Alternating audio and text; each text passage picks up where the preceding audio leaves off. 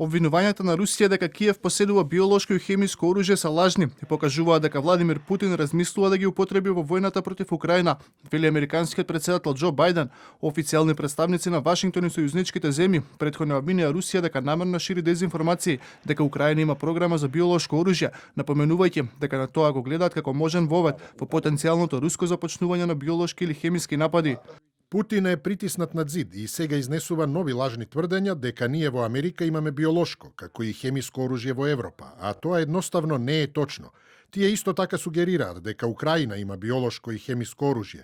Тоа е јасен знак дека размислува да ги користи и двете. Украинскиот претседател Володимир Зеленски пак вели дека без преговори нема да заврши војната. Зеленски, кој денеска се обрати пред италијанските пратеници, напомена дека е подготвен да преговара за откажување од идејата за влегување на Украина во НАТО. Тоа е компромис за сите, за Западот кој не знае што да прави со нас во однос на членството во НАТО, за Украина која бара безбедносни гаранции и за Русија која не сака понатамошно проширување на НАТО. Во меѓувреме, руската армија ги засилува ракетните напади врз поголемите градови, десетици болници се уништени, а жестоки борби се уште има во близина на Киев и Харков.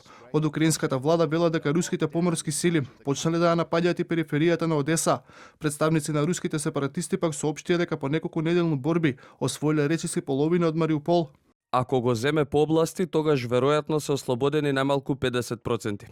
Дополнително се открие дека украински националисти се обидоа да го напуштат градот маскирани како цивили.